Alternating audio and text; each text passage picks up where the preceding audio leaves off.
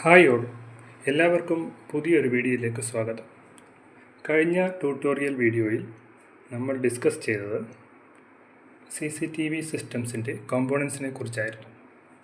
ഇന്ന് നമ്മളിവിടെ നോക്കാൻ പോകുന്നത് എങ്ങനെ ഒരു ക്യാമറ കണക്റ്റ് ചെയ്യാമെന്നും എങ്ങനെ ആ DVR കോൺഫിഗർ ചെയ്യാമെന്നുള്ള ക്ലാസ്സാണ് ഇന്ന്. കഴിഞ്ഞ ദിവസം കാണിച്ച കോമ്പോണൻസ് എല്ലാം ഇന്ന് നമ്മൾ ഇവിടെ കണക്റ്റ് ചെയ്ത് വെച്ചിട്ടുണ്ട്.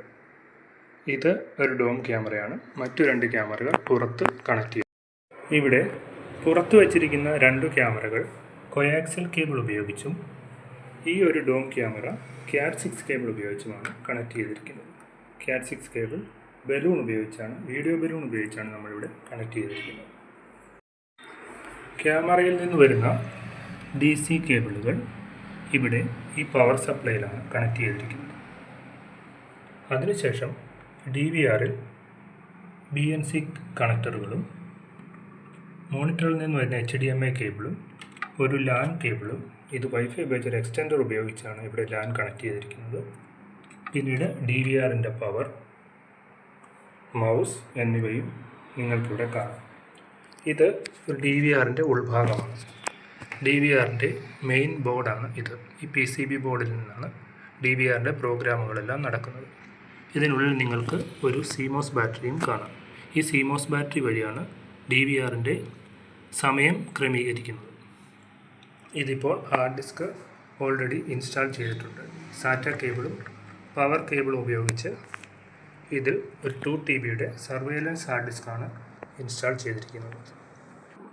ഇപ്പോൾ നമ്മുടെ കണക്ഷൻസ് എല്ലാം പൂർത്തിയായിട്ടുണ്ട്. ഇനിയും നമ്മൾ DVR സ്വിച്ച് ഓൺ ചെയ്യാൻ പോവുകയാണ്. DVR സ്വിച്ച് ഓൺ ചെയ്യുമ്പോൾ DVRൽ ഒരു ചുമന്ന ലൈറ്റ് തെളിയും. അതിനുശേഷം ബീപ്പ് ശബ്ദം കേൾക്കുമ്പോൾ DVR ഓണായി എന്ന് നമുക്ക് മനസ്സിലാക്കാൻ കഴിയും. സാധാരണ കമ്പ്യൂട്ടർ പോലെ തന്നെ ഇത് ബൂട്ട് ആവുകയാണ് ചെയ്യുന്നത്.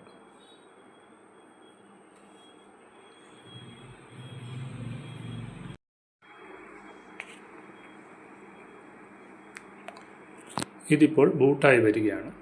DVR ഓണായി വരുന്നതിൻ്റെ നിങ്ങളിപ്പോൾ കാണുന്നത്.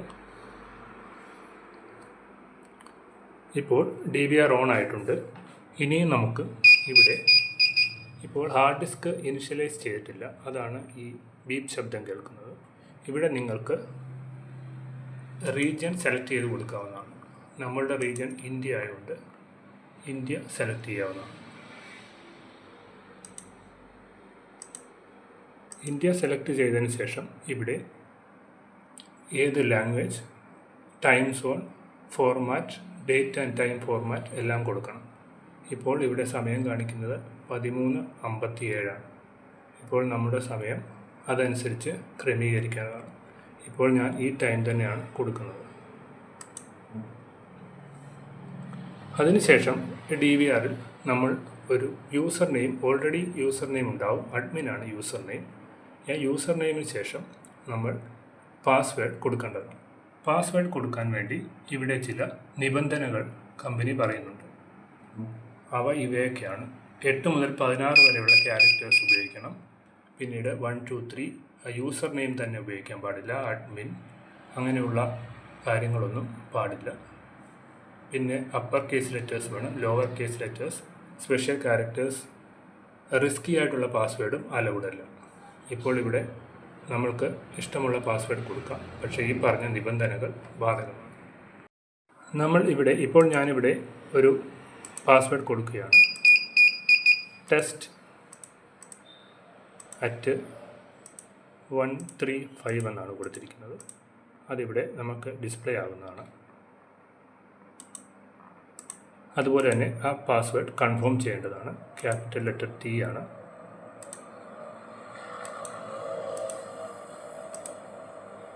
test@135 എന്നാണ് പാസ്വേഡ് കൊടുത്തിരിക്കുന്നത്.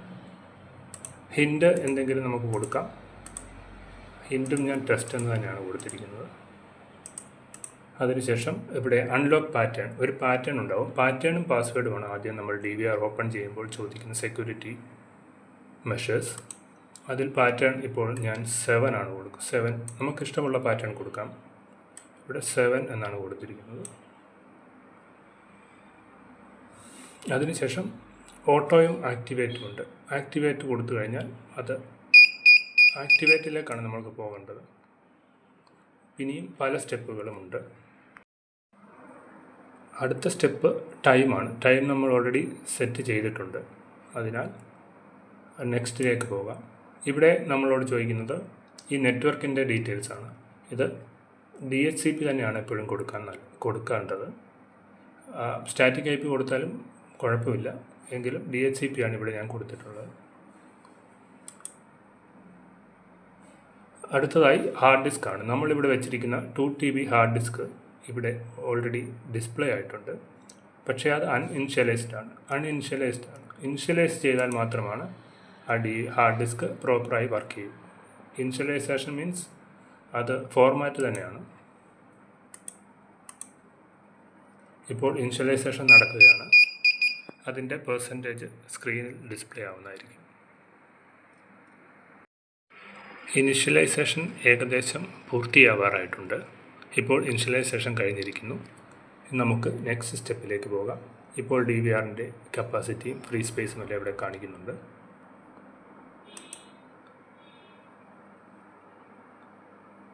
അടുത്ത IP ഡിവൈസ്, അതായത് IP ക്യാമറകൾ ആഡ് ചെയ്യാനുണ്ടെങ്കിൽ അതിനുള്ള ഓപ്ഷനാണ്. പക്ഷേ നമുക്കിപ്പോൾ ഇവിടെ IP ക്യാമറ ഇല്ലാത്തതിനാൽ നെക്സ്റ്റ് അടിച്ച് പോവുകയാണ്. ഇത് ഹിക് കണക്റ്റ് ആണ്. ഹിക് കണക്റ്റ് ആക്ടിവേറ്റ് ചെയ്ത് കഴിഞ്ഞാൽ അതിൻ്റെ ടേംസ് ആൻഡ് കണ്ടീഷൻസ് ഓക്കെ കൊടുത്തു കഴിഞ്ഞാൽ നമുക്ക് ഹിക് കണക്റ്റുമായിട്ട് കണക്റ്റ് ആയിട്ടുണ്ടത്. ഡിവൈസ് ഓൺലൈനായിട്ടാണ് കാണിക്കുന്നത്. കാരണം ഞാനിവിടെ LAN കണക്ഷൻ കൊടുത്തിട്ടുണ്ട് വൈഫൈയുമായിട്ട്. ഇത് ഓൾറെഡി ഇൻ്റർനെറ്റുമായി കണക്റ്റഡ് ആണ്. അതിനാൽ ഡിവൈസ് ഓൺലൈൻ ആയിട്ടുണ്ട്. ഇത് നമുക്ക് പിന്നീട് ഡിസ്കസ് ചെയ്യാം. ഇത് മൊബൈലിൽ ആഡ് ചെയ്യാൻ വേണ്ടിയുള്ള QR കോഡും അതിൻ്റെ വെരിഫിക്കേഷൻ കോഡും കാര്യങ്ങളുമാണ്. നെക്സ്റ്റ് അടിച്ച ശേഷം നമ്മുടെ റിസർവ് ഇമെയിൽ ID കൊടുക്കണം. ഞാനിവിടെ ഒരു മെയിൽ ID കൊടുക്കുകയാണ്. DCTech Automation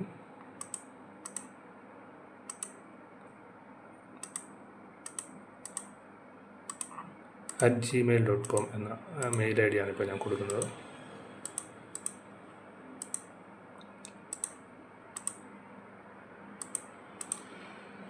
നിങ്ങൾക്ക് വേണമെങ്കിൽ സെക്യൂരിറ്റി ക്വസ്റ്റ്യൻസും കൊടുക്കാം. ഇത് നമുക്ക് പാസ്വേഡ് റീസെറ്റ് ചെയ്യുന്ന സമയത്ത് ഉപകരിക്കും. ഇതിപ്പോൾ കൊടുത്തില്ലെങ്കിലും നമുക്ക് ഇവിടെ ഒരു പ്രശ്നമില്ല. അത് ഓൾറെഡി ഇപ്പോൾ DVRൻ്റെ സെറ്റിങ്സ് ആയിട്ടുണ്ട്. ഇത് മൈക്രോഫോൺ ഓൺ ചെയ്യുന്നതിനുള്ള ഒരു നോട്ടിഫിക്കേഷനാണ്. ഇത് ഇനേബിൾ ചെയ്ത് കഴിഞ്ഞാൽ നിങ്ങൾക്ക് മൈക്ക് കണക്ട് ചെയ്തിട്ടുള്ള മൈക്കുള്ള ക്യാമറകളാണെങ്കിൽ അത് ഓട്ടോമാറ്റിക്കായിട്ട് ഈ ഡിവൈസിൽ എടുക്കും. ഇപ്പോൾ നിങ്ങൾക്കിവിടെ ടൈമും ഡേറ്റും എല്ലാം ലൈവായിട്ടുള്ള ടൈമും ഡേറ്റും എല്ലാം കാണാൻ കഴിയും. ഇതിനുശേഷം DVRലേക്ക് നമുക്ക് എൻട്രി ചെയ്യണമെങ്കിൽ മെനു ബട്ടൺ ക്ലിക്ക് ചെയ്യേണ്ടതാണ്. മെനുവിൽ ഇങ്ങനെയുള്ള GUI ആണ് കാണാൻ സാധിക്കുന്നത്.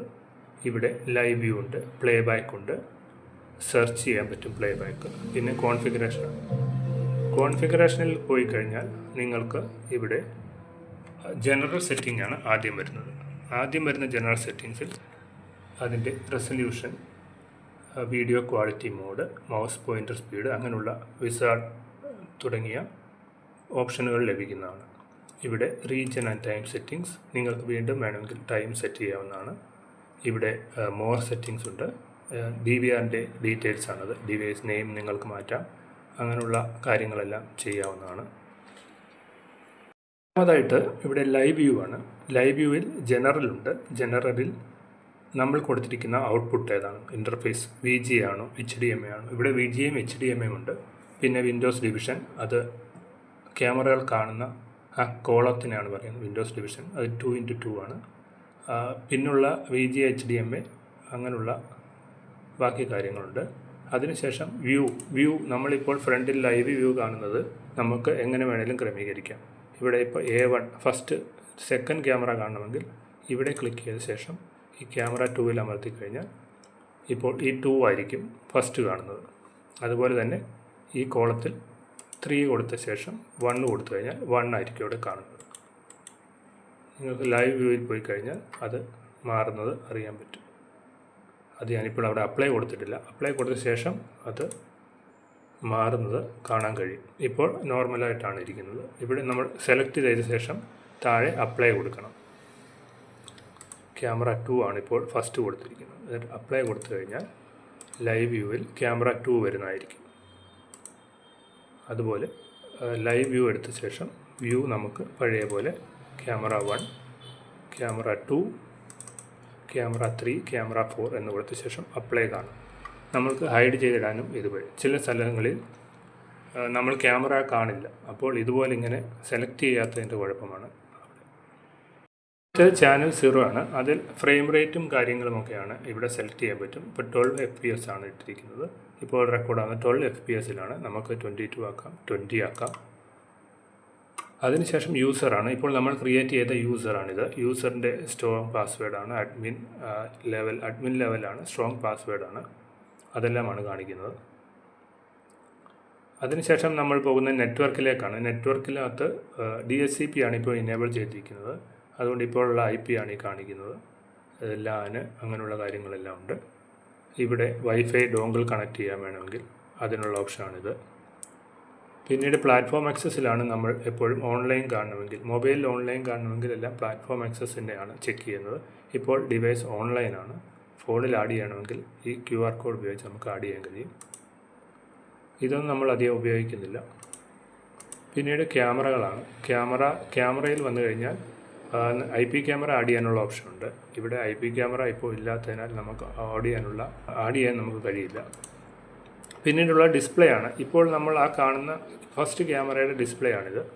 ഫസ്റ്റ് ക്യാമറ നെയിം നമുക്കിവിടെ കൊടുക്കാം. ക്യാമറയ്ക്ക് എന്താ പേര് വേണ്ടതെന്ന് വെച്ചാൽ ക്യാമറയുടെ കൊടുക്കാം. പിന്നീട് ഇത് date and month, year, date format. മിക്കവാറും നിങ്ങൾക്ക് ശ്രദ്ധിച്ചിട്ടുണ്ടാവും, കൂടുതലും DVRലും അത് വേറെ ഫോർമാറ്റിലായിരിക്കും. നമുക്കിപ്പോൾ ഇഷ്ടമുള്ള ഒരു ഡേറ്റ്, മന്ത്, ഇയർ എന്നാക്കി കൊടുക്കാൻ പറ്റും. അത് ഡിഫോൾട്ടായിട്ട് വരുന്നത് വേറെ ഫോർമാറ്റിലായിരിക്കാം. ഇതിപ്പോൾ ഡേറ്റ്, മന്ത്, ഇയർ ആണ് വന്നിരിക്കുന്നത്. 24 hours എടുക്കാം, 12 hours എടുക്കാം. എന്നിട്ട് അപ്ലൈ കൊടുത്തു കഴിഞ്ഞാൽ സെറ്റിങ്സ് ആവും. ഇവിടെ ക്യാമറ പാരാമീറ്റേഴ്സ് സെറ്റിങ്സ് ആണ്. ക്യാമറയുടെ പാരാമീറ്റേഴ്സ്, അതായത് day to night sensitivity, day and light mode തുടങ്ങിയവ സെലക്ട് ചെയ്യാൻ പറ്റും. ഇത് പ്രൈവസി മാസ്ക് ആണ്. പ്രൈവസി മാസ്ക് എന്ന് പറയുമ്പോൾ നമുക്ക് ഇപ്പോൾ ഈ പച്ച കാണുന്ന ഭാഗം നമുക്ക് ആവശ്യമില്ല. അത് നമുക്ക് പ്രൈവസി മാസ്ക് ചെയ്യാവുന്നതാണ്. ഈ ഏരിയ സെലക്ട് ചെയ്ത ശേഷം അത് മാസ്ക് ചെയ്യാവുന്നതാണ്. ഇപ്പോൾ ഇവിടെ 3 ക്യാമറകൾ ഡിസ്പ്ലേ ആയിട്ടുണ്ട്. അതിൽ ഈ ആദ്യം കാണുന്ന ക്യാമറ 5 MP ക്യാമറയാണ്. അതിൻ്റെ ക്ലാരിറ്റി നിങ്ങൾക്ക് കണ്ടാൽ അറിയാൻ പറ്റും. ക്ലാരിറ്റിയിൽ നല്ല ഡിഫറൻസ് ഉണ്ട്. ഇത് 2 MP ക്യാമറയാണ്. ഇതെല്ലാം IR ക്യാമറകളാണ്. ഇതൊരു ഡോം ക്യാമറയാണ്. ഇത് മുറിക്കകത്ത് വെച്ചിരിക്കുന്നതിലാണ് ഇങ്ങനെ തോന്നുന്നത്. ഈ ക്യാമറയാണത്. പ്രൈവസി മാസ്കിംഗ് തുടങ്ങിയവയെക്കുറിച്ചുള്ള ഡീറ്റെയിൽസ് നമുക്ക് അടുത്ത വീഡിയോയിൽ പ്രതീക്ഷിക്കാം.